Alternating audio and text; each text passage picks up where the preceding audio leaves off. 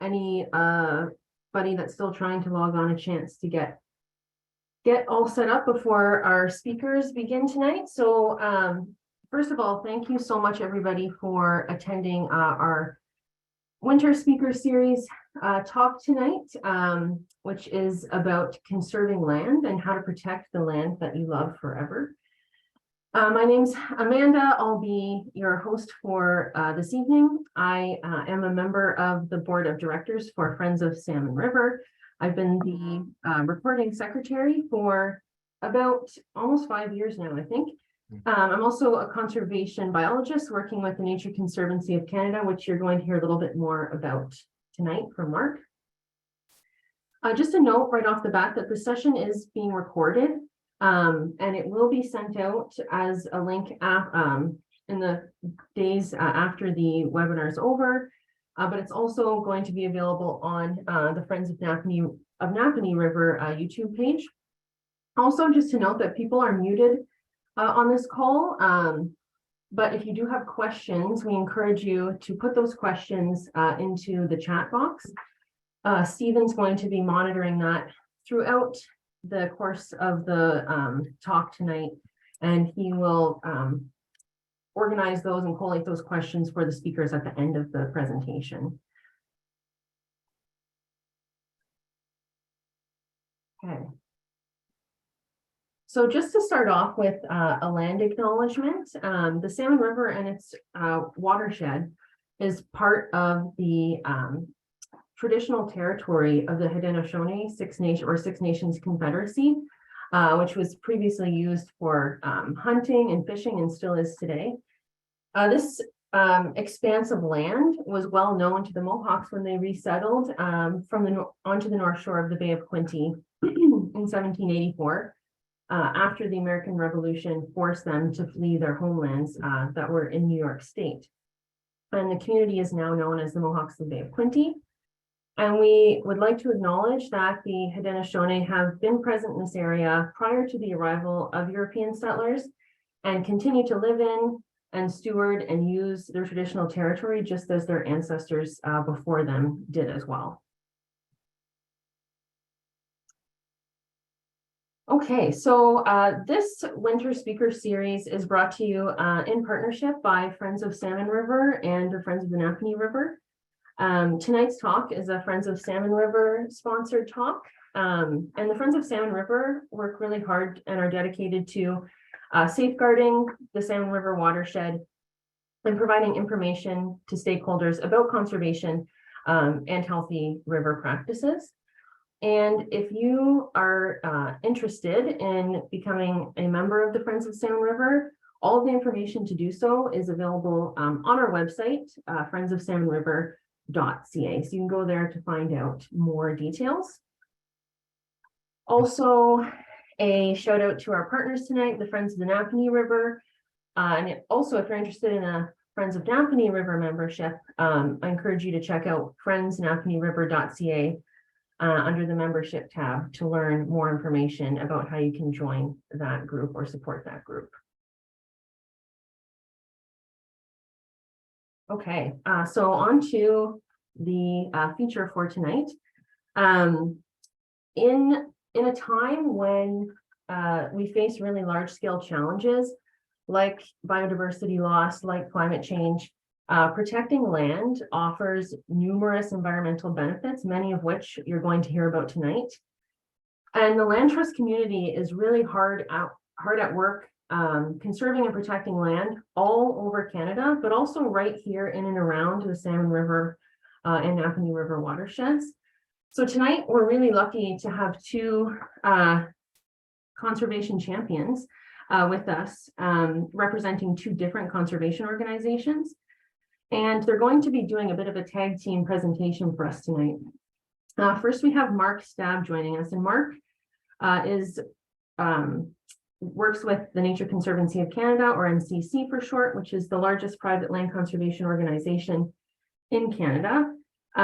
He is the program director for Central Ontario East, and he oversees conservation projects across the Rice Lake Plains, which is on the Oak Ridges Moraine, all the way to the limestone landscape of the Napanee Plains and also along the Eastern Lake Ontario coast, which includes Prince Edward County and many islands like Amherst Island and Wolfe Island. And before joining NCC in 2006, Mark worked in many different roles, including as a biologist and a park planner for the Government of Ontario, a teacher at a community college, a wetland program manager, and also as a freelance writer and ecological consultant on forestry matters. And I can also add to Mark's bio that Mark is a wonderful mentor. I've had the privilege of working under Mark's guidance at NCC for the past 5 years. So I can attest to that he is certainly a great mentor and champion for conservation. And we'll also welcome Vicki Schmolka tonight. And Vicki studied law at McGill University, worked for the Federal Department of Justice, and then moved to Kingston over 30 years ago. And she really appreciated being able to live in a city that made so much room for nature.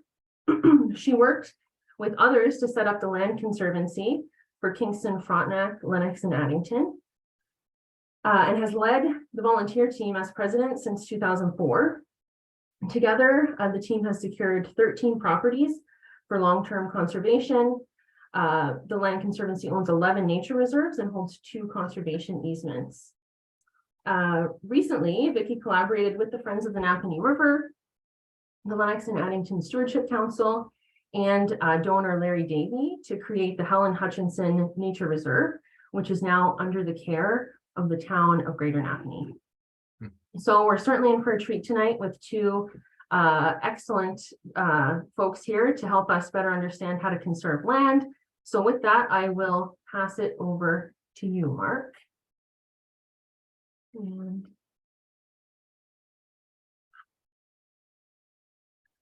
okay, thanks very much, Amanda, for that introduction. Very kind comments as well. Just checking that you're seeing my presentation.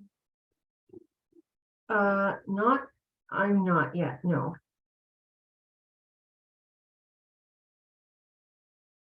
Okay, how's that? Yes, that is perfect. Okay, and thanks to the Friends of Napanee River and Friends of Salmon River for inviting us to be here tonight to talk to you about, well, my job in a way, and also Vicki's passion, land conservation. And we wouldn't be able to do what we do without willing landowners, participants, volunteers, supporters, such as yourselves, that are part of the whole effort to conserve our landscapes.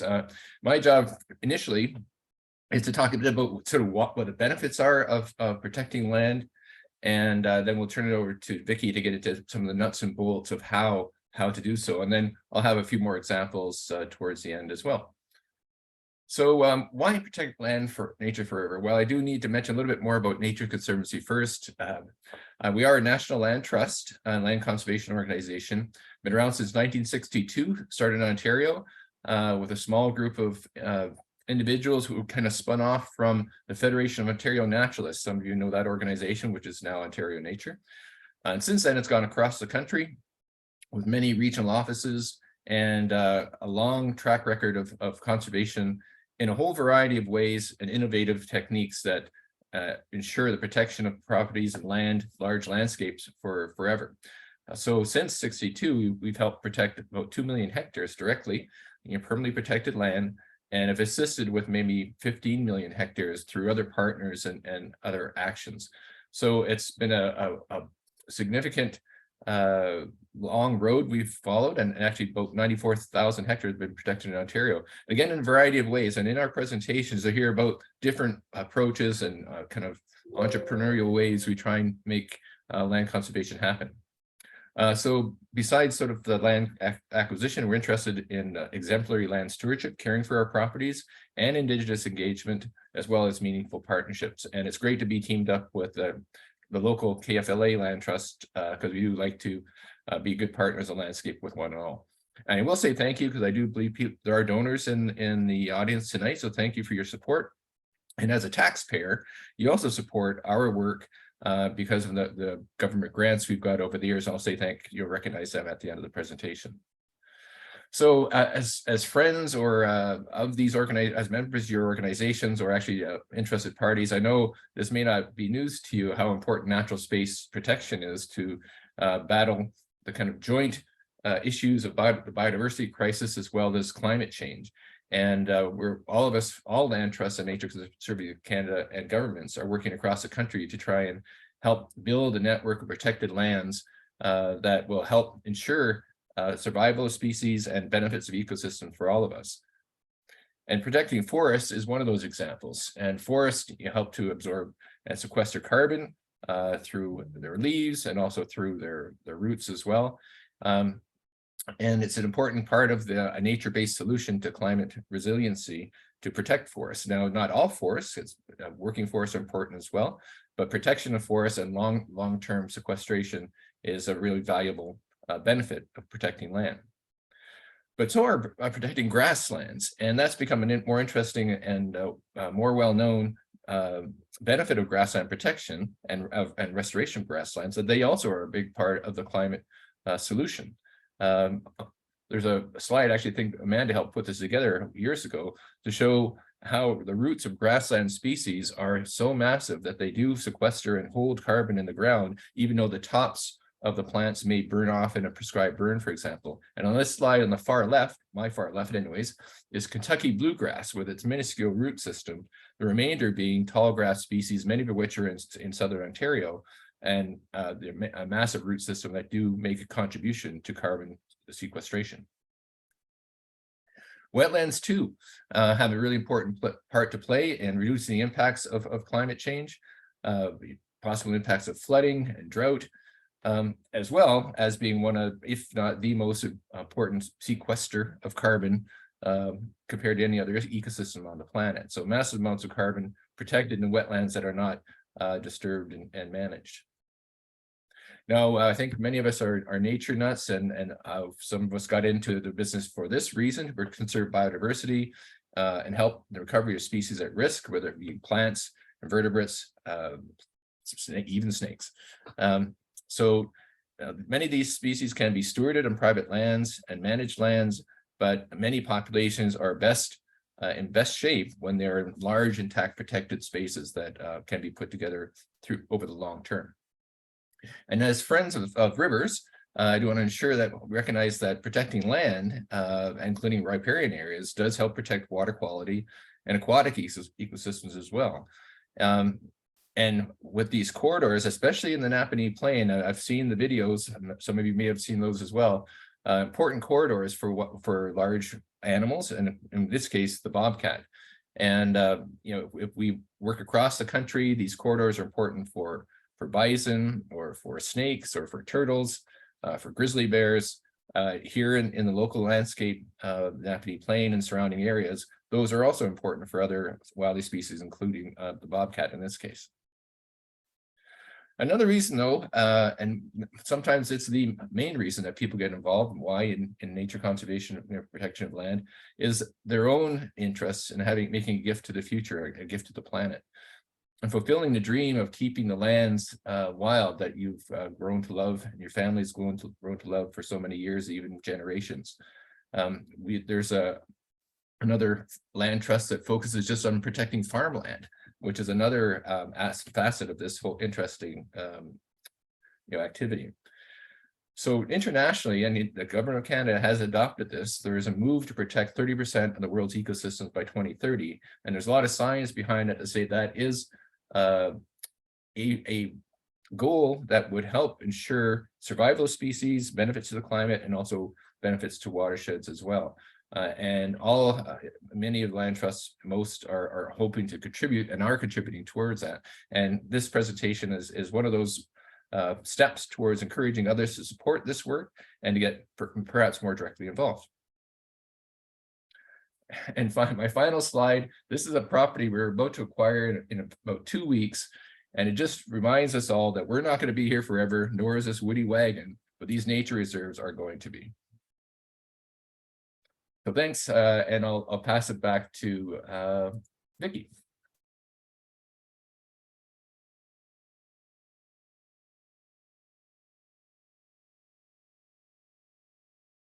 You're muted, Vicki.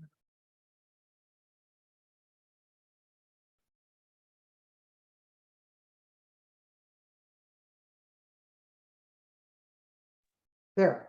Now, can you hear me? Yeah. Yes, thank you. Roger.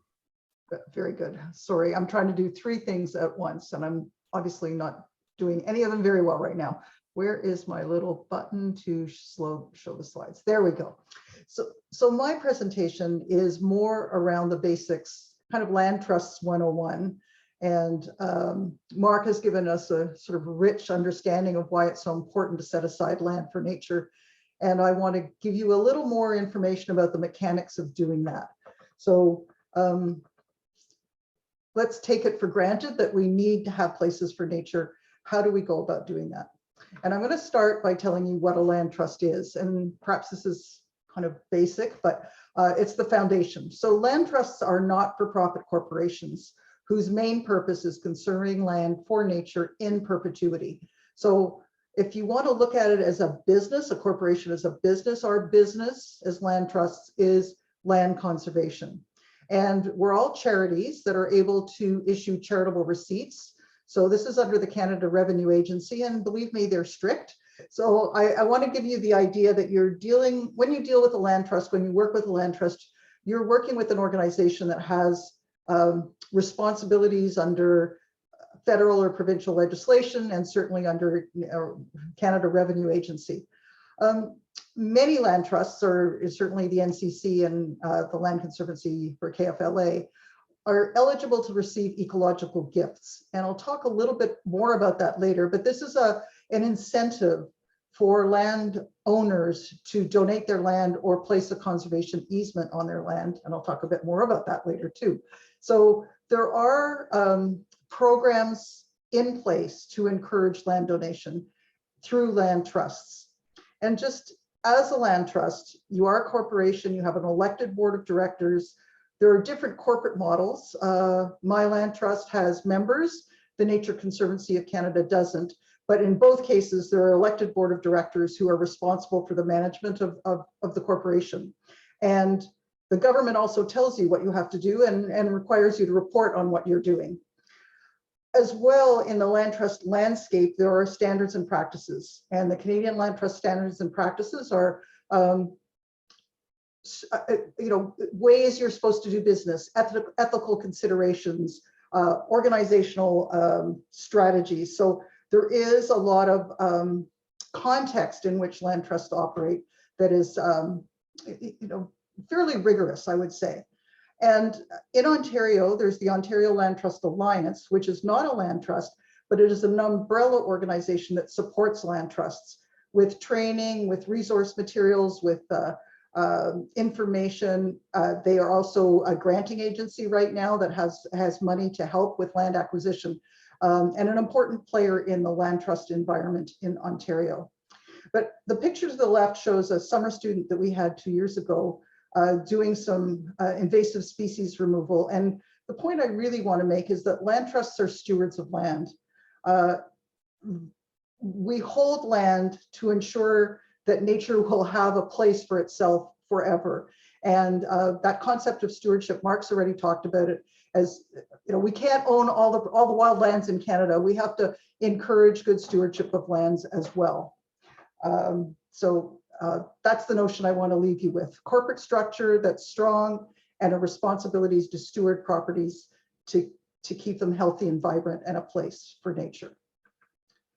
So how does land become the responsibility of a land trust? What's the magic? And all of us have land acquisition policies. I know the NCC's policies are very robust, where they really look at areas, where is the priority in Canada at a national level. I'm not trying to speak for you, Mark, but I just want to reflect that there's a concerted effort to do this in a very strategic way. Locally, we have our own land acquisition policies based on our natural heritage plan, so that not any property qualifies as a property the land trust would take on.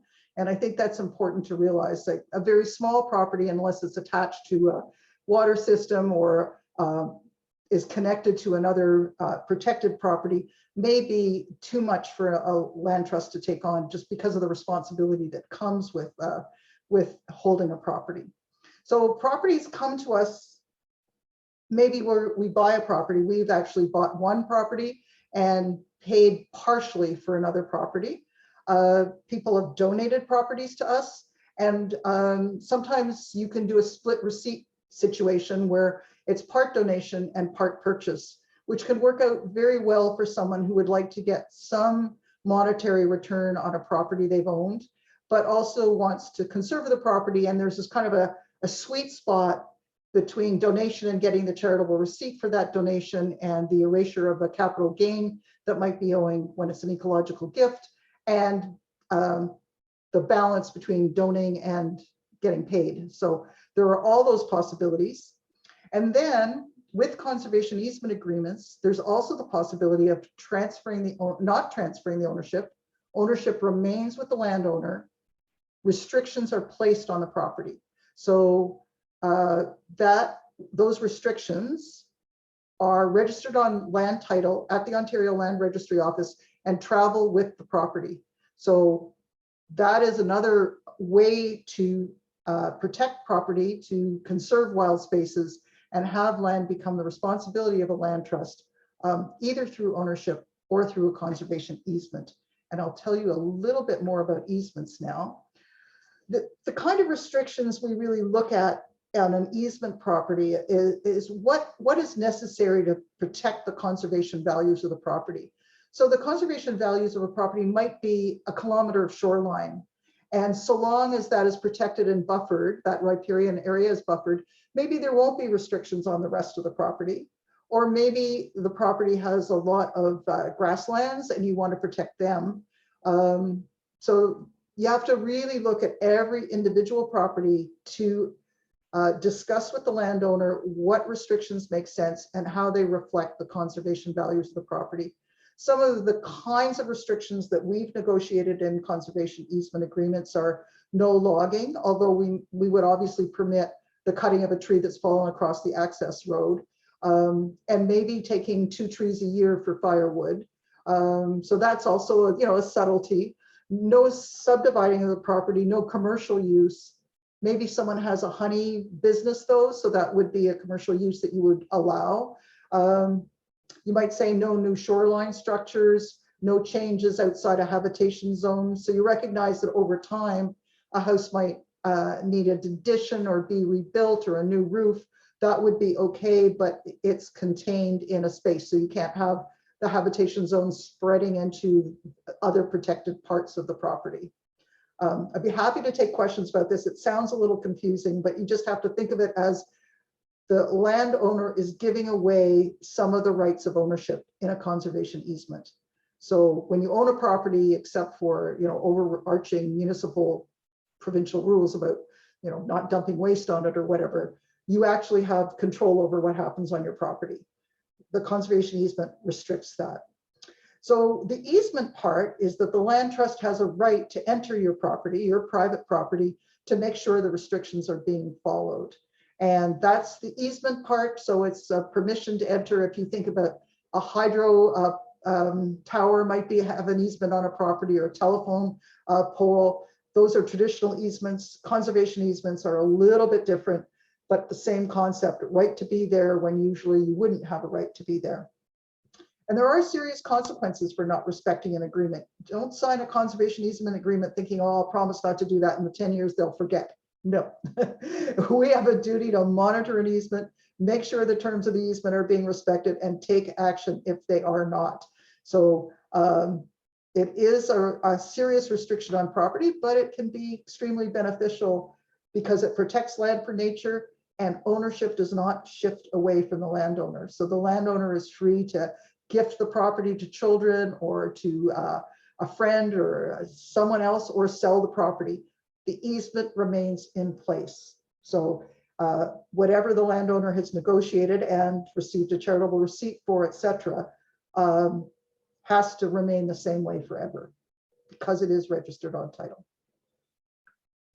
So a few words about the Ecological Gifts Program. I know this is a lot to take in. There are all these different pieces that work together to make land conservation possible and attractive.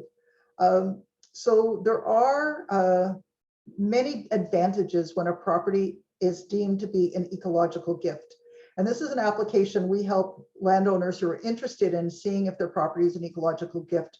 We do the application.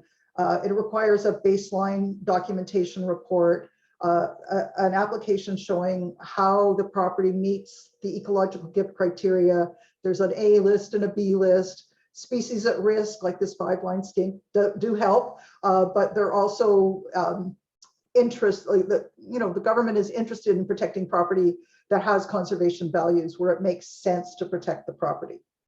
If the Ecological Gifts Program approves the application, the landowner has many benefits. One is there's no capital gains tax owing on the disposition of the property, either the donation of the property or the conservation easement, that donation of the development rights, if you will, on the property. So that can be really important because most people's country property is not their principal residence. And therefore, when their country property changes hands, capital gains tax is owing. And whether or not it's your principal residence, when it goes to the next generation, capital gains tax is owing.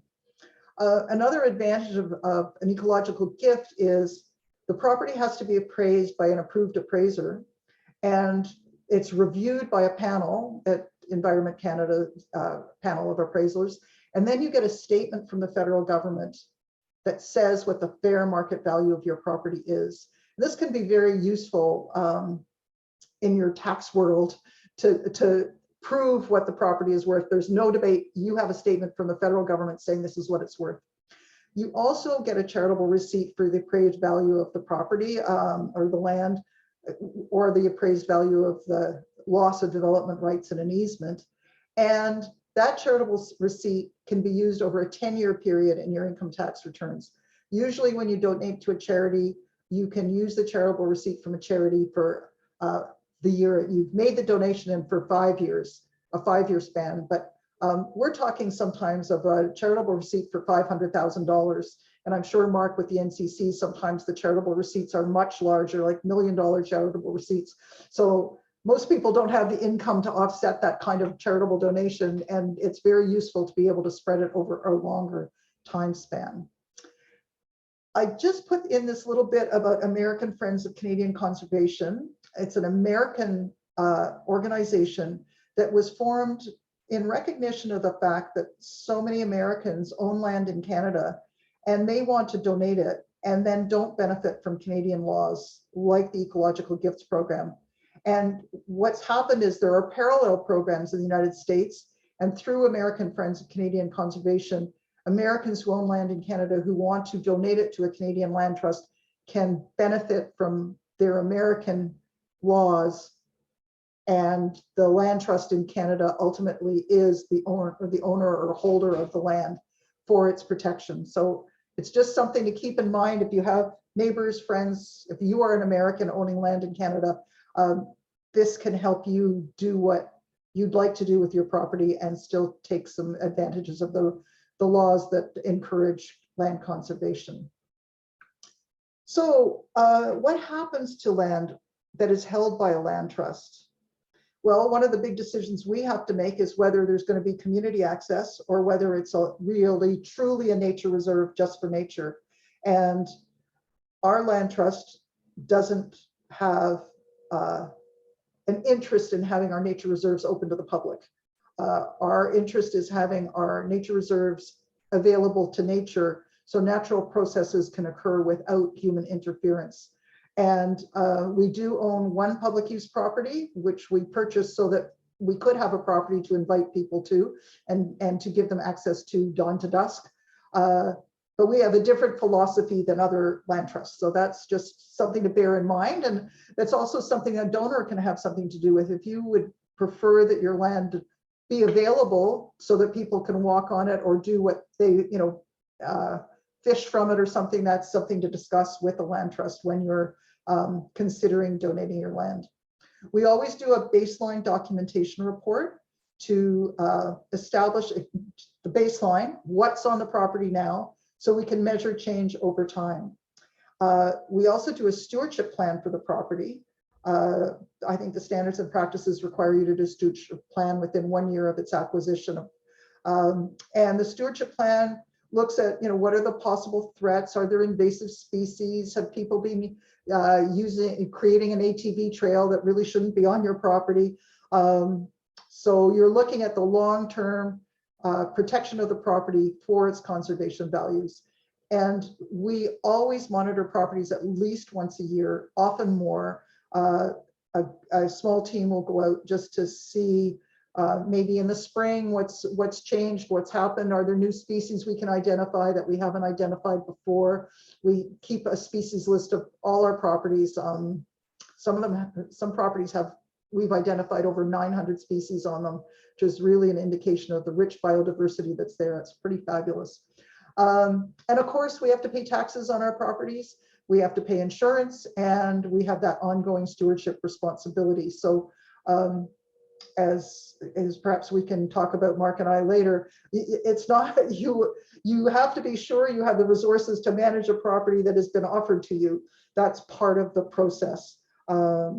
And it's our practice to put at least 10% of the appraised value of a property, and we always have a professional appraiser appraise our properties before acquiring them.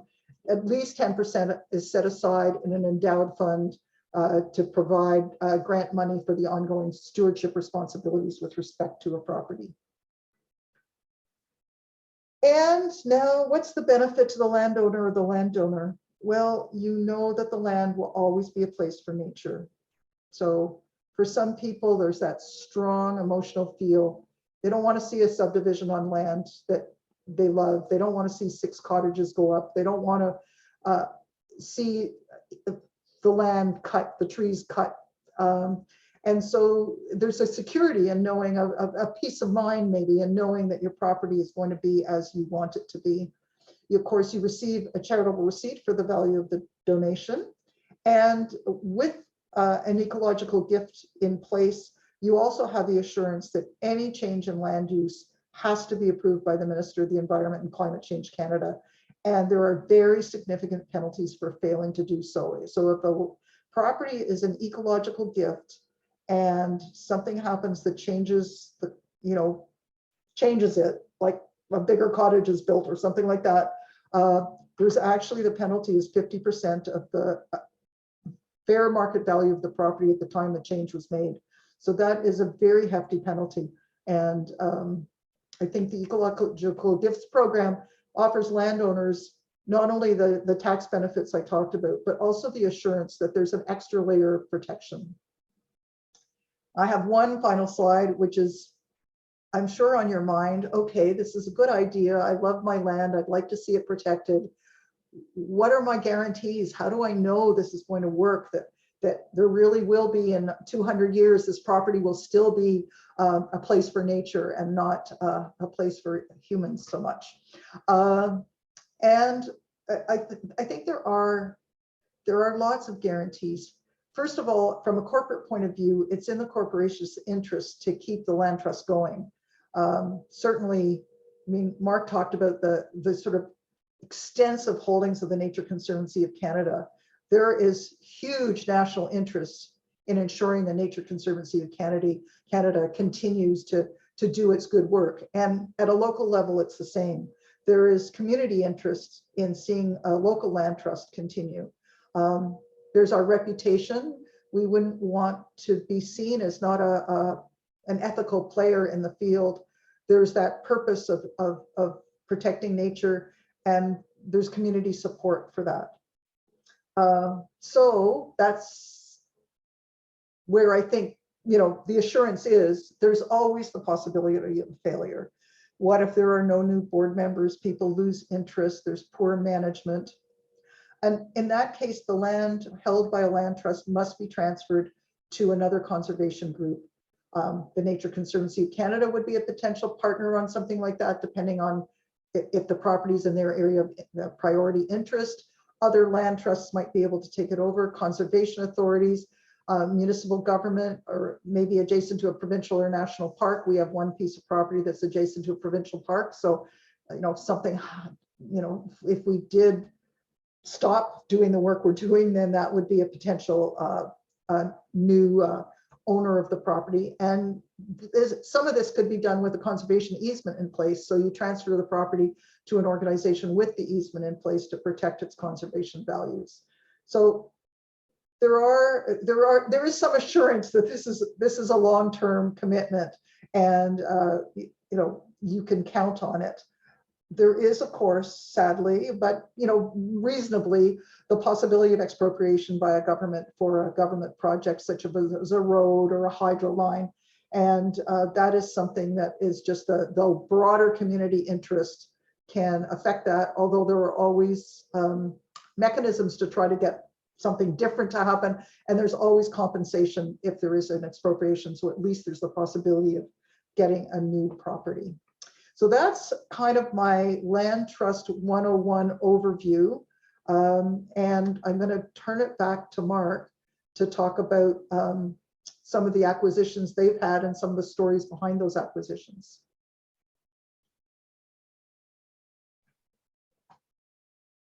And just a reminder to folks while Mark's getting set up here that if you do have any questions, please put them in the chat for the end.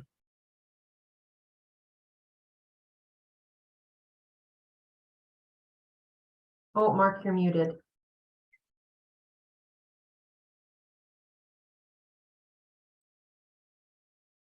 How's that?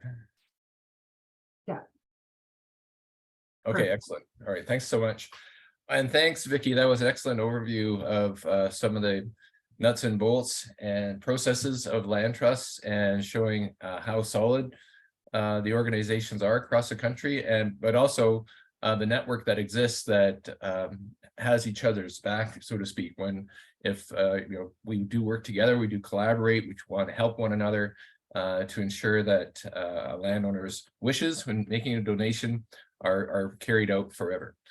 So I'm going to talk about a few examples that NCC has been involved with, that I've been involved with in the local region, and talk a little bit about our approach to conservation planning. So I think we've got our slides going here. Let's have a test. Nature Conservancy of Canada, actually, like a lot of land trusts now, may have strategic plans as to how and where they want to acquire lands for conservation or help protect lands for the long term. We call them natural area conservation plans. Sometimes not local land trusts would have a natural heritage strategy. What it does, though, is identify some of the most important features there, rarest species, rarest habitats, largest threats, and the combination of those threats and significance help direct us to where we would want to have the best impact for conservation and biodiversity on the landscape. Our natural area conservation plans go right across the country. In our local region, I have 3 areas that I'm responsible for: the Rice Lake Plains further east around Northumberland County, the Napanee Plain, many of you are familiar with, and then we call it Eastern Lake and Ontario Coast, mainly Prince Edward County and surrounding shorelines and islands. Some of you may know Rob McRae. He's my counterpart working further to the east, who has the Frontenac Arch and lands in the Ottawa Valley. So in each of these plan areas, we identify important features worth protection. And in the Rice Lake Plains, for example, it's tall grass ecosystems, which can include tall grass prairie, savanna, oak woodland, many of which are globally rare, with really interesting species and so on. We identify significant natural areas that are there, again, parcels that are large and intact, perhaps connected to other natural areas. And then our first one for that area was around the year 2000. So we've been working in that area for quite some time. And here's just one quick story. There's a property we have called the Hazelbird Nature Reserve, south of Harwood, south of Rice Lake, has all those features on it: oak woodland, globally significant, oak savanna, tall grass prairie, sand barren. And we restore a lot of those habitats, often with staff time, because we do have full-time staff, but a lot with volunteers as well. And in the foreground here, you see John O'Neill. John O'Neill was a neighbor, actually, who along with his partner, acquired land nearby to have a retreat. Actually, he was a retired professor from Queens. And he had this sort of country location. And we invited him out to join us, and he was an avid volunteer, helping us plant and seed and so on, became a donor. And then he identified us in his will to actually donate his property to us. Years passed, and then he contacted us to say he'd like to make a donation of his land as an ecological gift. And he said that his property was much like the Hazelbird property when we acquired it. Highly degraded, had a lot of invasive species on it, but through concerted effort, we were helping restore these communities. And he saw that, and he really wanted to see that before the land was passed over to us in a bequest. So just last year, we had a wonderful ceremony out in the snow, our first live event since COVID, where we officially accepted his donation of land, and Minister of the Environment was there and so on. So it was really exciting to see him see the benefits of land going into a land trust ownership, and then to help care for it and steward it into the future. So that's in the Northumberland Rice Lake Plains area. Another one of the areas I work in is down in Prince Edward County. And in the last 5 years or so, we did have another significant donation of land called McMahon Bluff. The donor, Michael Wilson, we had known as a donor. He actually was a big supporter of the Kawartha Land Trust to the north. And as we got to know him, we found he had this property in Prince Edward County that, in fact, the local Hastings Prince Edward Land Trust had made an attempt at acquiring years back when we were trying to support them with it. Got sold to this person named Michael Wilson. And then since we developed a relationship with him, and we then received this amazing ecological gift. And I mention this partly because most of our properties are open for public pedestrian access. And I'll recognize our supporters later on, but we do get a fair amount of support from the federal government through the Natural Heritage Conservation Program, and also provincial government now through a new and exciting Greenlands program. And with these investments of public funds, we do have an inclination to have lands open for public pedestrian access, a very limited scale, limited number of trails. But this is one that may become more of a restricted nature reserve. It's highly significant, highly sensitive, and access is somewhat restricted. So it's an amazing place that we'll be able to do research in and study and care for into the future. But one of those kind of strict nature reserves that will be forever protected. Now, we do also acquire lands through purchases, and what that enables us to do is to really target a landscape and to acquire lands in a large block to help really protect ecosystems at a landscape scale. We had a fellow contact us, I wasn't around at the time, back in the 90s. His name was Bill Menzel. He's still with us today. He had retired from his job with Shell Canada, I believe, and he wanted to honor his late wife, Oivy.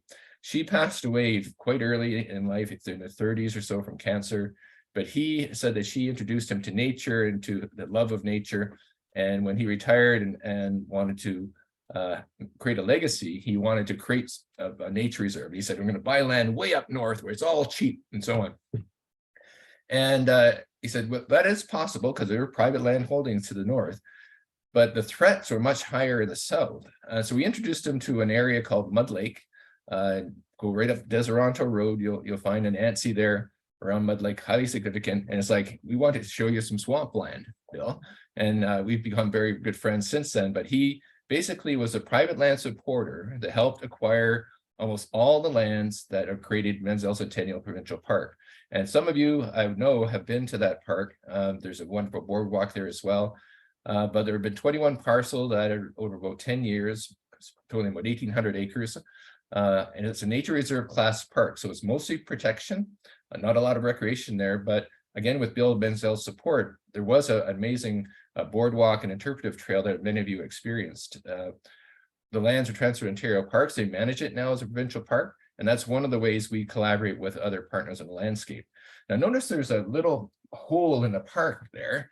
And that was owned by the Corrigan family. And we got to know the Corrigan family ever since we started acquiring lands in the area. And we had great relations with them. We made overtures that were just not the right things at the right time for them. But a few years ago, in fact, the time was right for them. And they did sell us the 300-acre Corrigan property that created the hole in the donut that has now really protected that wetland surrounding the entire lake there in perpetuity. We still own that property, and we're creating a property management plan and stewarding that property. It may become part of the park in the future, but for now we're committed to protecting it. And I want to highlight the location. If you haven't been to it yet, it's right at the end of Deseronto Road. Beautiful interpretive trail. There's little booklets there, boardwalk, and a great plaque in honor of late Oisey Menzel. Another smaller scale project where we helped to acquire a number of properties together was north of Newburgh, Ontario. This is in Alvar country, limestone pavement with shallow soils, very interesting landscape and habitat for species. And we had a lead from friends at the Kingston Field Naturalists that a loggerhead shrike property was coming up for sale. Loggerhead shrike at the time had just become listed as an endangered species. So we acquired what was called the Scheck property at the time to protect that nesting habitat for the newly regulated endangered species. And since then, we've acquired several other parcels to expand and restore those habitats to help maintain that very rare bird on the landscape. And in fact, we have another property to the west of those parcels that you see there now. All were purchases, and actually Stone Mills Township collaborated with us so we could acquire that unopened road allowance to have that whole block protected and then stewarded and managed for nature. There's the loggerhead shrike, but also it's great for other grassland birds as well. And a beautiful shagbark hickory growing right out of the pavement there. As it turns out, the boundary for the property we got was just on this side of it. So I wanted to get that shagbark hickory so badly, but it's not going anywhere, and it's really quite a testament to struggle for survival in that really harsh landscape.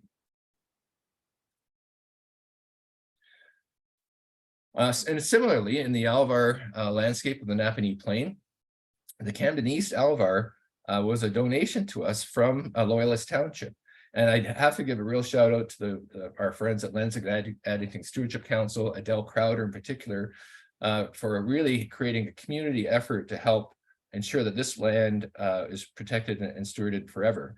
There was concern from some municipal staff that this land wasn't owned by the municipality. It actually had a former dump site on it that perhaps would be declared surplus and could be put on the open market perhaps.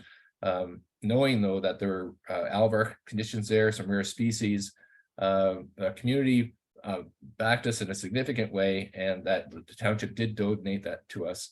And since then, Amanda Tracy, who you've met already tonight, had been a property steward, developing a property management plan for that area, with a lot of support from community groups, like even the Kingston Field Naturalists as well. Community foundations helped establish an interpretive trail, and you see the trailhead sign here, and are actually trying to help restore some of the damage from ATV use. So recently we had a grant to enable us to block off many access points to help prevent ATVs from further damaging this beautiful Alvar landscape. And that project is an opportunity to perhaps explore and expand, create a larger network of nature reserves associated with that particular site. And I noticed that Vicki had the beautiful prairie smoke in her slides. And yeah, it's another one of those really great Alvar indicator plant species that's really prevalent on Camden East Alvar. Now, there also are bequests. We haven't talked a lot about that. Out near Campbellford, a donor, landowner in her will identified lands to us for conservation. We didn't really know her very well. I wasn't around at the time, but for the historical record, we weren't really known to, we didn't know much about her, except that she was a community minded, she was interested in nature, and received that property as a bequest. It was one of those properties out in the middle of nowhere, so to speak, from where we actually were working a lot. So we did care for it. We had a proper baseline documentation report, property management plan, and did do some stewardship work. We planted a couple of fields there as well to ensure we cared for it, at least a degree it was able to. And then fortunately, we received some donations from an individual named Michael Wilson, who I spoke about earlier, who grew up in Campbellford and wanted to contribute to his local community. His story is that he was not as well off as a young child, and there weren't a lot of opportunities for kids in the neighborhood. So we want to contribute to a community project that could benefit local people and local children. So his support enabled us to do a variety of things: create a new boardwalk, an interpretive trail, interpretive signs, and develop relationships with the local school. And we've had really great events there. In fact, I put the musician on here because it's right next to West Bend Theater, whom some of you may have visited. And we have a great partnership with them when they have these eco-musicology events on the property, where musicians come down, people sit along the trail and listen to, viola and cello and flute. It's quite a unique partnerships we developed with them. And as a result of support, private support to help the land trust, this has become a real community asset for local people. And we're looking forward to having that relationship grow over time. And I think my final example, and on this securement side, I do want to recognize Jim and Sharon Peterson, and they may actually be with us tonight. I've known Jim for a long time when I worked with the provincial government through other stewardship related work. He contacted me about land he had owned, or does own still, up near Stokoe Fen. And it was one of those kind of a typical relationships, talk about what land trusts do, what would be the process of us acquiring land. He was interested in selling, but was most interested in selling if that land could be conserved. He knows how significant it is. It's got beautiful alvar, karst features on it, old growth forest, great wildlife habitat. And when he contacted me, I had said, okay, here's the process. It may take a year, it may take 6 months or so. We need to raise funds for legal fees, for perhaps survey, for baseline documentation report. And as Vicki mentioned, we do need to raise funds for a stewardship endowment fund. So it takes a while to have that all happen. So we were, optimistic we could make something happen together, but that would take some time. As it turned out, some other projects we had did not proceed, and we were able to consider accelerating this project. So in a much more rapid way, looks like with touch wood, we'll be acquiring that property in mid-March of this year. Amazing, beautiful, intact nature reserve, and Jim has already volunteered to act as a steward for that property with us, and we look forward to working with him to introduce people to this beautiful property and show them how significant it is. As it turns out, it is right next to Stokoe Fen Provincial Park, so it's a great expansion of these protected lands, and again, wildlife corridor that links to additional crown land to the east, that maybe that could have a future in conservation as well. So willing landowners are what make a lot of this work, and it's trust that we all need to develop with landowners to ensure we are straight with people. We give them realistic information, have realistic expectations, and the time needed to make these things happen. Sometimes we can make things happen sooner rather than later. But this is really exciting. I did ask permission to mention this, and if they're not here, next time you see them, you may see them, tell them thank you, because they gave us the option to have this land protected forever. Now, a lot of other examples that we have, and in fact, I sent to Susan Moore from the Friends of Salmon River a couple of project sheets. We have fundraising around projects to acquire funds to support things like legal fees, etc., that will follow up afterwards. Oh yeah, there's actually walking fern on this property as well, which I love. I love that plant. Now, I just want to end with a little bit of a reminder, as Vicki mentioned, that there's no such thing as a hands-off nature reserve. It's not a wildlife preserve that you just set it aside and it's okay forever. All of our properties are hands-on entities that we need to care for in a variety of ways to either restore habitats, and for example, in a tallgrass ecosystems, they need prescribed fire to help restore the conditions for tallgrass species to recover, that they do benefit from those fires. In the absence of fire, those species vanish. Removal of invasive species that enables New Jersey tea to grow and flourish for the benefit of mottled duskywing. So these are active projects to help maintain habitats that would otherwise be degraded and not enable these species to sustain themselves on the landscape. And a lot of this involves volunteers. So you can help land trusts, even if you aren't able to contribute financially or contribute through land. There's lots that can be done through the use of volunteers. And these are folks actually working at our Napanee Plain Nature Reserve, where the shrikes were that I mentioned earlier, cutting down invasive plants and trees. We've had events creating Christmas wreaths at some of these sites, but help maintain those open conditions important for loggerhead shrikes, other grassland birds, etc. There's so much that people could do to help us. And so we invite you to join us in so many ways to support financially or land, but also through your time and efforts, whether on the ground or even as board members. We welcome you and hope you'll find a way to join and support us going forward. This is our Hazelbird Nature Reserve with a team of planters that was just out there this past fall.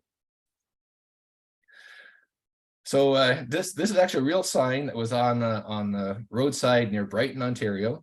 And I hope you would join us as we turn this kind of sign into this kind of sign, which are actually put up on the ground to encourage people to support our efforts down in Brighton. I can talk about the Brighton project, which is another amazing one that the community really backed us with. We partnered with Ducks Unlimited on that one in particular. But yeah, you can be part of this, and many of you are, and I want to thank you so much for your support and interest to date. And all of these entities have been great supporters of our work. I do want to mention the provincial government and their Greenlands program, which is making amazing contributions to acquiring lands. The O'Neill property, the Brighton wetland are two recent announcements that went to the media. And of course, Environment Canada Natural Heritage Conservation Program, Natural Heritage Conservation Program, making a big impact towards that 30% protected land by 2030. And of course, thanks to you and thanks to the Friends of Napanee River and Salmon River and Vicki and KFLA for allowing me to be part of the presentation and talk tonight. And I look forward to your questions. Thank you, Mark. It's so inspiring to see all the work that the Nature Conservancy of Canada has done. It's reassuring, I think, in these times when we worry about so many different things, to know that there are these spaces that are protected and will be available to future generations and will be able to thrive regardless of what happens elsewhere. So my last little bit here is to talk a little bit about the emotion of conservation. I think Mark's already given you a good idea about how people who care about land and care about nature become more and more committed to seeing conservation happen. And I just have a few examples that are like that. If I can advance my slide. It doesn't seem to, oh, there we go. So first of all, I just wanted to make sure you know you're invited to visit the Depot Creek Nature Reserve. This is our public use property. And we too thrive with volunteers. And I think it's one of the things about having a public use property when you're an all volunteer organization like my land trust is, that there's a lot of work in a public use property. I mean, it's making sure the trails are well marked, making sure the bridge is safe, making sure that the privy is clean. So we have a sort of monthly get together at the Depot Creek Nature Reserve from March to October of people going out and doing some of those nature chores, I guess. And we always do our annual monitoring as well and look for new species. And sometimes we host events. On the right, you can see it was a kind of bird watching 101 event we held to give people some tips about how to bird watch. That was a lot of fun. And we always celebrate our volunteers at the end of the year who have helped make things happen. So this is a very accessible property. There's sometimes a wire across the roadway. You can just move the wire to park in the little parking lot. The wire is there because cattle sometimes move up and down the road. And if the wire's not there, they go into the parking lot and then the farmer has to chase them out of the parking lot. So don't be shy to move the wire, just put it back when you leave or after you've parked, and that's something for you to enjoy. It is an interesting property because it has open meadow, wetland, and woodland. So even though it's a sort of 72-acre property, it has the three major ecosystems, I guess, on that small property. And it doesn't take very long to walk it, but you can enjoy different aspects of nature on it. So I wanted to talk a little bit about why people donate. And I'd like to introduce you to Marion and Henry Meyer. They were the first people to offer us a property. So they helped the Land Conservancy for Kingston, Frontenac, Lennox and Addington get going. I think Mark mentioned that the Nature Conservancy was around since 1962. We've been around since 2004. And, there's a lot of work in incorporating and getting your bylaws. And then these lovely people said, would you like this property? And we said yes, and it was a great relationship. Marion and Henry came to Canada. They loved Canada. When Marion got a job at Queen's University, she used her salary to buy a property in Canada. She really wanted to have land in Canada.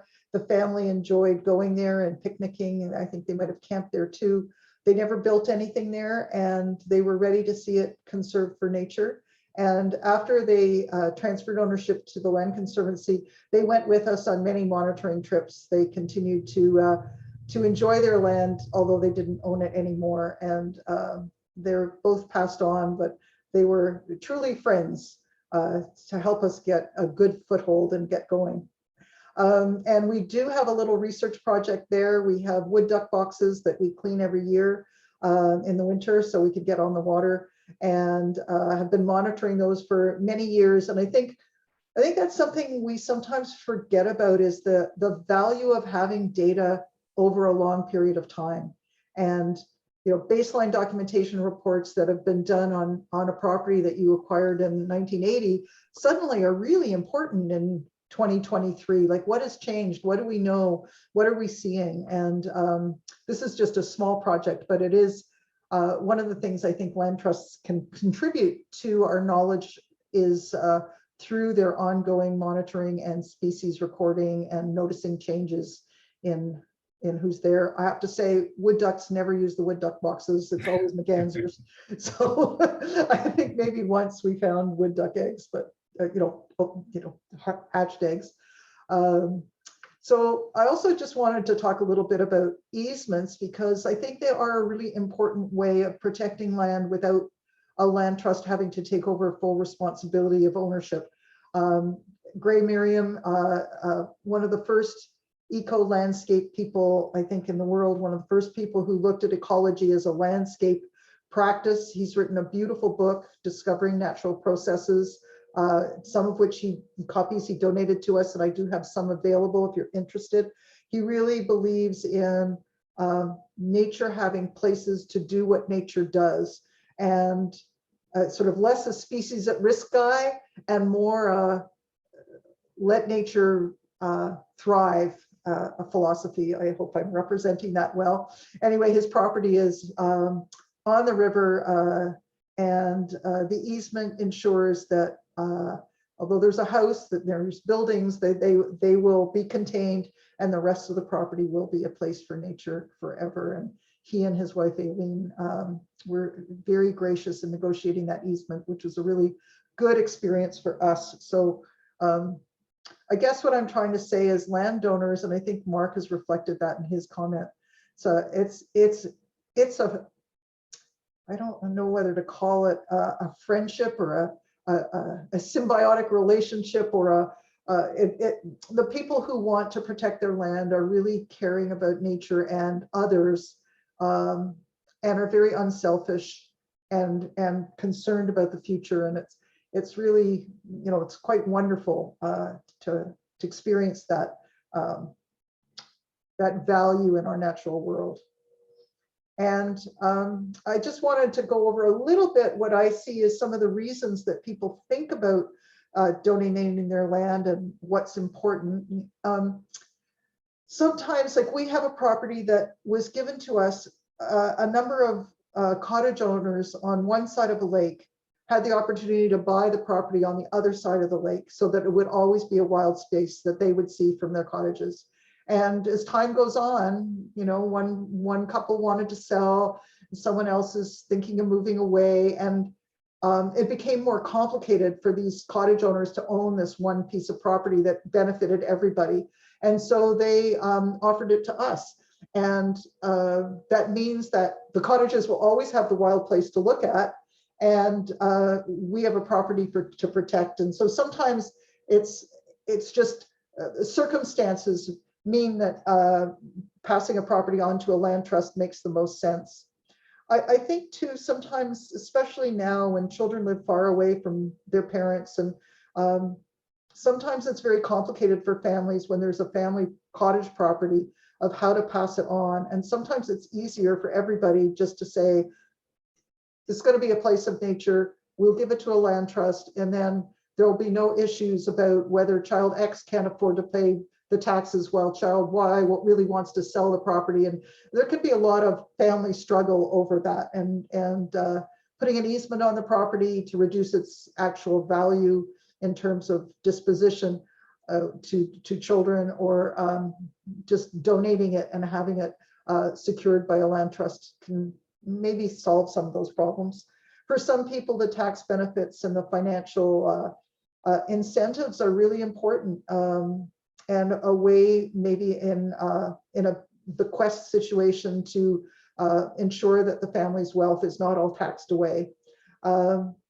And of course, there are always plants and animals that people have come to love. Seeing monarch butterflies swoop in September, seeing a fisher just by chance coming through your property, watching beaver at work.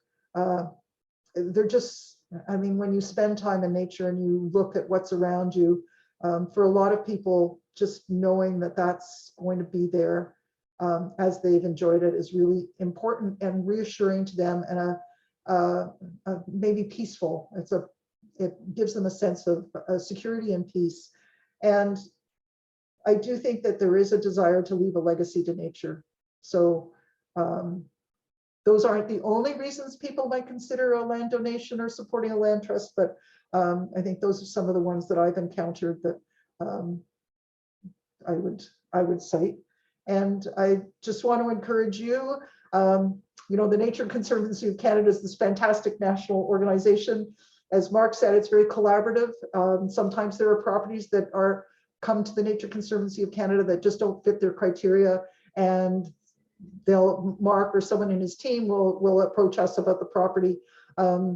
We are the local regional land trust trying to fill gaps that ensure more spaces are set aside for nature. And we'd be happy to have you as a member or have you come to our annual meeting.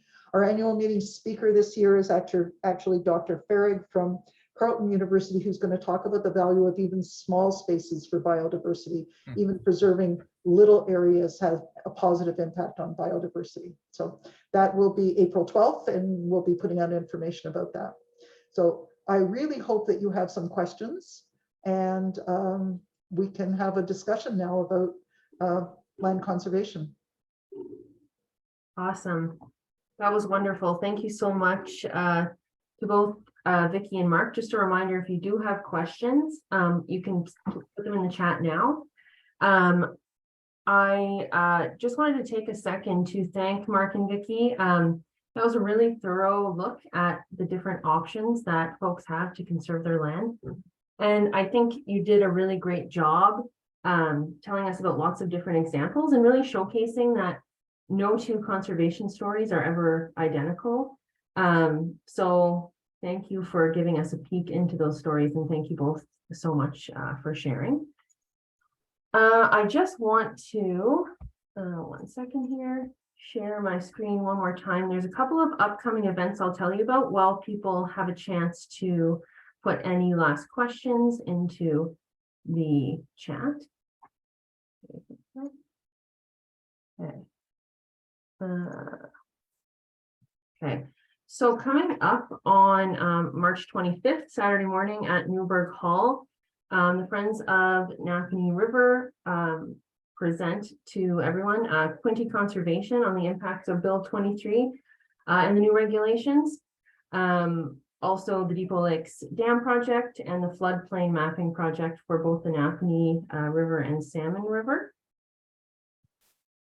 And on Tuesday, March 21st, from 7 to 9 p.m. in Newburgh Hall, a really exciting presentation on no-till gardening with Justin Shoud and Molly Tuzel of Red School Farmstead, as well as Andrew Michalski from St. Isidore Farm. And this is hosted by the Lennox and Addington Stewardship Council. And I think that I will pass it now back over to Stephen. Stephen, do we have any questions? I can't actually see the chat for some reason. Do we have any questions for Mark or Vicki? Well, I had a ton of questions, but I think they answered most of them, but there still are a couple. And I'm going to ask a couple questions, and then I see that Kathy Ann Rennick has her hand up in the participants. So this is just a warning, Kathy Ann, that at some point I will be calling on you and possibly also Natasha. And this could go to either Vicki or Mark, it doesn't matter. Thanks so much for that presentation. I think many of us have been to Menzel and Napanee Plain and Camden Alvar, and we realize what special places those are. If I protect land, if I donate land with a no community access easement on it, can I walk on it? That's a great question, Mark. I'm just going to step in because I think we have a property like that, where the landowner was so dedicated to his property and nurtured it very carefully over the years. When it becomes a land trust property, it is no longer the landowner's property. And access to that property comes with the permission of the land trust.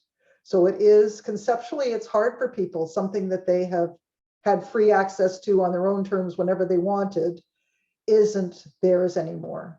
I think Mark was referring to a property where the landowner is their primary steward or is one of the stewards of the property. And that's certainly something we've done where we've asked the former owner to take on some stewardship responsibilities. So access is through that stewardship agreement, but it is not through prior ownership. If you see the difference, someone else could be the steward of that property, not the prior owner. Yeah, thanks, Vicki. And Stephen, there is another nuance as well, wherein we can acquire property, but with retained rights that go with the agreement that we've signed with the landowner. So we've had circumstances where a landowner sold land to us, but wished to continue hunting there. So that was part of the agreement. They retained the right to hunt, but it was a purchase. So that right does have value. So the benefits they get from it are actually assessed as part of the appraisal process. As a result, they got less money for it because they still benefited from that property going forward. Mr. John O'Neill, he knew that our lands would be open for public pedestrian access. We knew we'd have a trail accessing it from the Hazelbird property to the south, but he did have farmland on the property, and he did not want to exclude the farmer for the immediate future on those lands. So he retained the right to be responsible or manage those farm fields for a 5 year period, 5 or 10 year period anyways, so that the landowner could make that transition, continue to farm there for a period of time and then move on, and then we would restore those fields to natural cover. And again, that was assessed as part of the donation receipt. So the donation receipt was slightly different because again, he was getting that sort of benefit of retained use of that property. After that 5 year period, was there an additional donation receipt issued because now the land trust has more value? That's a very good question. Not to date. I don't recall. And that to him, that wasn't important really. It's just that we needed to ensure that we were abiding by our standards of practices in terms of what fair market value were of properties. So whether it's a donation receipt or a purchase, the same appraisal principles apply and fair market value applies. So he really wasn't interested in that side of it. It was more he wanted to be a good friend to his tenant farmer who has worked with him for many years. the property right next to us is currently for sale, and it's on a bend in the Napanee River, or in the Salmon River. And could our neighbors come together and buy that property and go to a lawyer and put a conservation easement on it ourselves? Or is it much better to go through a land trust? Vicki can speak to this, but I have had easements as well. But an easement needs to be owned by or held by an eligible recipient. So a land trust, actually conservation authorities are eligible recipients as well, I believe, and I think even municipalities can be. So it needs to be an entity like that, a third party that you need to work with to put an easement on a property like that. Could we form a corporation among ourselves and have that be the owner? Definitely. I mean, if a corporation could buy the property, yes. But then the corporation would have to decide how to protect the property long term. Right, right. And there are tax implications, like you have to pay property taxes, etc. And you'd want a biological survey and all kinds of things to decide really how best to manage the land. Sure, yeah. How big's the property? Oh, it's not very big. It's I think half a hectare. And it's right next to us on Belantra Drive. And it's at least a 50-foot sheer drop to a bend in the river. And, you know, any building would have to be far back from that. Oh, I noticed in the pictures that most of the people in the photographs are my age. Are there, and I know young people aren't interested in donating land because they may not have any, but are there many young people involved in either of your organizations? Yeah, one slide I didn't put in, and I kind of kicking myself for it. We do have a conservation volunteers program, and maybe I'll ask Susan to share information about that when she follows up with information for the participants, whereby we have regularly scheduled events where people can come out and help us. And often we get a lot of young people who that's a way that they can contribute. They're early in their career, perhaps they don't have the ability to donate, you know, from financial perspective, but they do have this, what they call it, sweat equity, where they can really contribute a lot through blood, sweat, and tears on the ground. So actually, the slide I did show from Hazel Bird with a planting project, there's a real network of a number of people who come out on a regular basis to contribute. In fact, one person had been there for 5 years ago, and she was able to look and see a place that she had planted. It was now all natural cover. So I think a lot of people take part or get involved with us as volunteers because it's a way that they can contribute at this stage. In terms of landowners, though, it tends to be, of course, a different demographic. Yeah, I'd be glad to share that with everybody, Mark. That's a good idea. Terrific. Yeah, thanks so much. Yeah, and Amanda is and right now Rachel Marcellison, who's acting in Amanda's position, coordinate the events. So I know we have one planned for Battersea at Milburn Creek, and also one down in Prince Edward County at least. One's a garlic mustard pull, and they've asked me to make some garlic mustard pesto for the participants at one or both of those events. So if you want to try an interesting delicacy, come on out. And I think, Stephen, it's an astute comment. And I think one of the challenges that we've had is that a lot of the young volunteers will come out, but then they move on to other jobs. Like, you know, they get a job in Peterborough, or they get a job in the Atlantic. And so it's a very mobile workforce. And I think unlike the Nature Conservancy, with it's able to organize sort of volunteer activities, and we haven't got that pool of people to continue with, I think. Right, but it would be a good opportunity, I would think, if someone has an interest in that area that may be overlooked in terms of other kinds of volunteer opportunities. I'm going to, Natasha has her hand up in the participants. Now, Natasha, I have allowed you to talk, I guess. If you can unmute yourself, do you have a question that you wanted to mention? I do. Am I coming through okay? You are coming through just fine. Awesome. So I had a question. I was wondering how the values are assessed for easement? Because like when we talk about donating a property, you know, like so having an assessment for what the property's price is overall makes sense. But how do you determine what the value is for an easement where the owner still retains the land?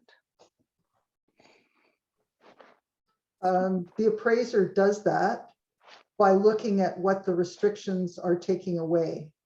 So if you have a property that might be worth, let's say, $500,000 because it's got a house and it's waterfront, but you're taking away the right to develop, let's say it's 100 acres, you're taking, there's 96 acres that will not be touched, that cannot be subdivided as property, maybe that has the potential to create 3 lots.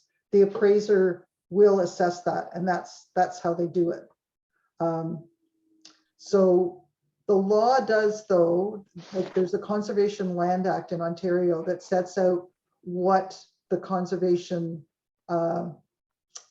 easement can cover, and it's, I mean, I could actually screen share it maybe, they could see, because that's very much when you do okay, I can't screen share right now. I guess Amanda has to stop screen sharing. When you do a conservation easement, you must make sure that the easement addresses one of those sections of the act that deals with the conservation values here. I just quickly, so you can see here, an owner of land may grant an easement into a covenant with one or more conservation for the conservation, maintenance, restoration, or enhancement of all or a portion of the land or the wildlife on the land, for the protection of water quality and quantity, including protection of drinking water sources, for watershed protection and management, for the conservation, preservation, or protection of the land for agricultural purposes, for the purposes prescribed by regulation, and for access to the land, which is what you're getting. So usually you're under 2A here for the conservation, maintenance of wildlife, but it's very important to have the easement specify exactly what is being protected. Is it shoreline? Is it species at risk? Is it habitat?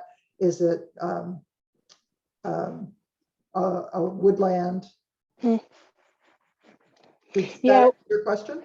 Yeah, it's, well, we were trying to get a sense for, I guess, just what the value of that would be. And it seems so hard to pin down, you know, what that might be, like for tax purposes and stuff. And so I can see that the evaluator would have a pretty good idea, but just, you know, we were talking amongst ourselves, spitballing ideas, and, you know, like there's these 100-acre, you know, properties out here. And then depending on who, you know, gets their hands on it, it could be subdivided into 20 properties. So what if that became subdivided into, you know, one smaller lot, and then the rest gets maintained with a home, and then an easement on the rest of it, right? So then you can't, then there's capital gains on the other bit of it if you know, sever that. But so how much gets offset? Yeah, we were trying to get our heads wrapped around is, so if you had an easement on a property for conservation purposes, right, just this land will be no longer subdivided, does that give you, you know, $100,000 tax benefit on like a $500,000 property, or 10,000, or, you know, we just couldn't get our minds around what that might be, or didn't know who to ask to see. Well, it is a complicated business, but if you look at what the value of a lot might be, if it's 100 acres and it could be divided into 4 25-acre lots, what does a 25-acre lot sell for? Oh yeah, yeah. So yeah. So you're removing those three times 25 acres kind of thing. So that's that's great. That's a great approach. Yeah, just to give a rough ballpark of how to get your brain around that. Yeah, and I think it's safe to say that that's probably one of the more important factors is the development rights that the appraisers do rely on because they have comparable properties. They say, okay, this one can't be developed, or this is what another smaller lot could be. They need to you know, consider those other things. So your logging rights, you might be able to assess what the timber values are, things like that. But I do think the development rights probably has the biggest impact. And you're right, it's very difficult to tell it precisely. My 2 recent examples of easements that have actually involved farmland, that were farmland to be protected and natural heritage feature to be protected, led to 25% reduction in value with the easement on it. I can't say that would be applied to other properties, but that was and 2 similar sized properties with some similar features. that was the outcome in those two circumstances specifically. And can I take take advantage of this question? Sure. Thanks for the question.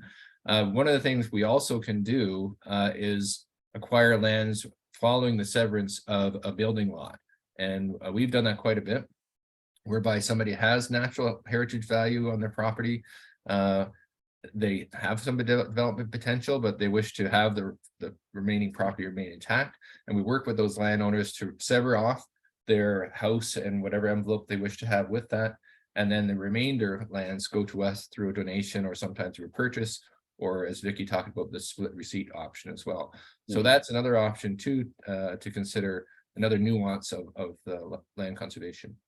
It sounds like it's very flexible and there are many different options, and you can pretty much arrange it however it suits everybody. That's good. It takes imagination and takes patience and trust. Right. And time. And money.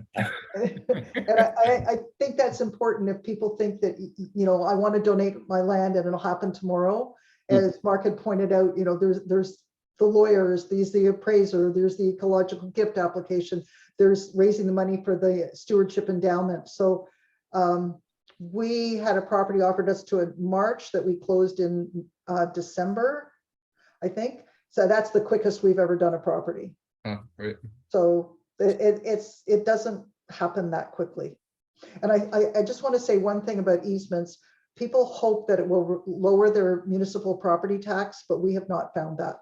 So even though there's an easement on property, the municipality still views the property in that larger value, which maybe makes sense because there's a house and there's this protected land. So is it really worth less from a tax point of view than it was before the easement?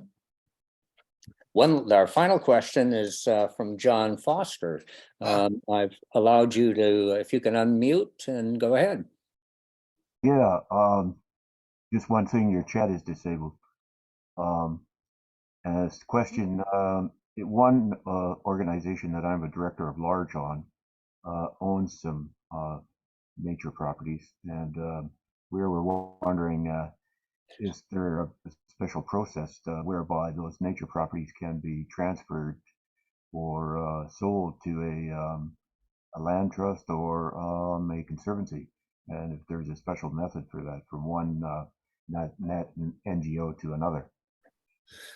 Yeah, I think Vicki may have been involved with, you know, partnerships and relationships like that. I know land trusts smaller local land trusts tend to take the easements or the properties directly. We have had all kinds of relationship with conservation organizations where sometimes we've taken a donation of land that we transferred directly to the Northumberland Land Trust, for example.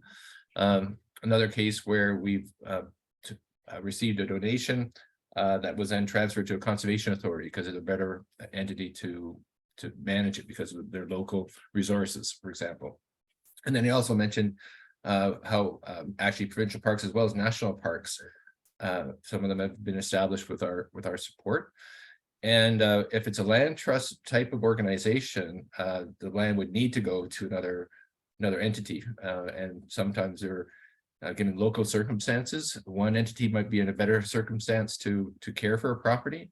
And I know all land trusts want to ensure that properties are managed to the best they can of our abilities collectively. So I know if a group was approached to consider something like that, that it would be looked at favorably. Say, okay, well, how can we help, for example? Sorry, does that answer your question, John? It's kind of. Yeah, that's very helpful. Great. And one more question from John Lowry. John, I've allowed you to, if you could unmute.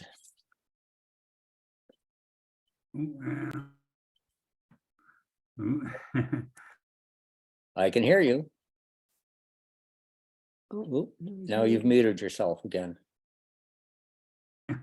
Sorry, is that Mark? I know that the Nature Conservancy has done tremendous work in acquiring a great variety of properties throughout this region, and I know they've targeted certain, like say Alvar or tall grass prairie habitats. Are there any habitats in this region that maybe need further representation in terms of habitat types? No, it's a good question. Actually, our plans and Vicky's as well assesses all the habitats in the landscape and trying to ensure the broad range of habitats are protected, not just the most rare and specific. So in terms of the local area, alvars are probably the most significant that require probably more protection. Ontario and Canada has a large conservation responsibility related to that particular habitat. Most of it is also located in Finland and so on. But so we have a large conservation responsibility for alvar, and I think alvar could use a lot more conservation, partly because many of the sites are easily accessed and readily damaged through recreational vehicle use and other purposes, just by the nature of their flat, kind of easily accessible nature, and the fact that invasive species are quite prevalent in many of them. So I think there might be some other very specific habitats on a very small scale. Maybe Vicki might know some that could be heightened, but I think there's a lot more still to do with alvar in the local area, including Prince Edward County as well. And we're still working hard for the tallgrass communities in the further west, Northumberland County. So it's interesting one, because I know there's some like sand barrens, some really rare type habitats, and perhaps even a subset of the alvar community that are more rare than others. But it isn't something that really pops up. That is a good question though, because you don't want to, you're so focused on a certain landscape, you kind of forget about these others more, perhaps more rare or unusual or unrepresented. It's kind of like Noah's Ark, if you want to use that analogy. You want to have all the various habitats protected to some degree, in 2 by 2 onto the ark that help care for them into the future. Even some of the common ones, having them represented in a nature reserve system ensures that broad range of biodiversity is conserved down the road as well. And I think, just to take a slightly different perspective, the corridors and connectivities are really important too. So fragmented small islands maybe are problematic in some ways, and having more of a connected corridor helps more species, because most species, and I apologize because I'm not the biologist here, but most species need more than one place to do what they do, to breed or raise their young, or feed up for their migration or whatever. So a diversity of landscapes is important as well. I think that's where it's too bad someone like Gray Miriam isn't here, because there would be some expertise to say, instead of going for the trophy species at risk or the trophy habitat, you look at the general processes that are taking place and protect spaces for those processes to take place. Oh, that's a really good point. Now, we'll be sending out a recording of the webinar. Other questions may occur to you. So if they do, and you receive that link to the recording, just reply or send something to Friends of Napanee River or Friends of Salmon River, and we'll make sure your question gets to our presenters, and we'll make sure that that we get it answered. Again, thank you very much, and I'll turn it over to Amanda. Awesome. Thanks, Stephen. And thanks everyone for those great questions. So just to say thank you again, thanks to Stephen and Susan for their help organizing this, as well as the Queen's video conferencing crew. Thanks again to Mark and Vicki for their excellent talks tonight, and also to all of the supporters and community members who joined us here tonight. Thank you, and we hope to see you at another event in the future. Thanks, everyone. Thanks for having us. Thanks so much. Thank you, and good night, everyone.